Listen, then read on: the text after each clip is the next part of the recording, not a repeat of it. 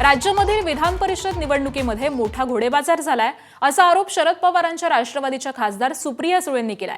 तसंच भाजपनं मला तोंड उघडायला लावू नये, फक्त पैशांच्या जीवावरती कोणी उड्या मारू नये असं देखील त्यांनी म्हटलेलं असून लोकसभेमध्ये निवडणुकीत घोडेबाजार होऊ नये म्हणून विधेयक मांडणार असल्याचं देखील त्यांनी सांगितलंय। तर निवडणुका पारदर्शकपणे व्हाव्यात अशी प्रतिक्रिया मुख्यमंत्री देवेंद्र फडणवीसांनी सुप्रिया सुळेंच्या वक्तव्यावरती दिली आहे।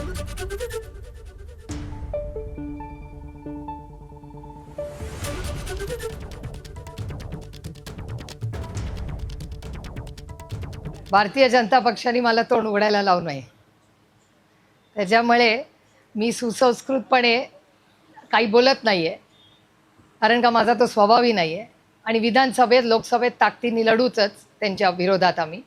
पण आत्ता हा जो घोडेबाजार झाला आहे तो कोण काय कसं काय झालं आहे या बऱ्याच गोष्टी तुम्हालाही माहिती आहेत आणि मलाही माहिती आहेत। म्हणूनच मी हे बिल मूव्ह करते आहे की घोडेबाजार होऊ नये आणि कुठलंही इलेक्शन झालं तरी ते फक्त पैशाच्या जीवावर कोणीही लढू नये किंवा आईसच्याही म्हणजे इन्कम टॅक्स, CBI आणि ED हिचीही भीती दाखवू नये।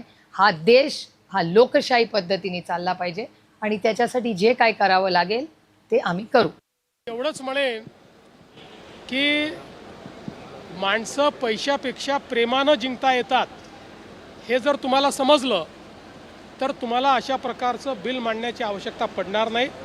तथापि या निवडणूक प्रक्रियेत परिवर्तन झालं पाहिजे या संदर्भात जर कोणी बिल मांडणार असेल तर मला काहीच हरकत नाही।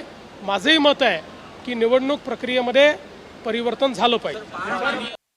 माझी एवढीच विनंती आहे की जर इलेक्शन पारदर्शक झालं तर ही वेळच कुणावर येणार नाही ना, कुणावरच ही वेळ येऊ नये माझं म्हणणं आहे, ना आमच्यावर ना त्यांच्यावर, कुणावरच। जे काही इलेक्शन या देशात व्हावं ते पारदर्शकपणे ओपन आणि इन कॅमेरा हात वरती करून विथ व्हिप व्हावं। ABP माझा, उघडा डोळे बघा नीट।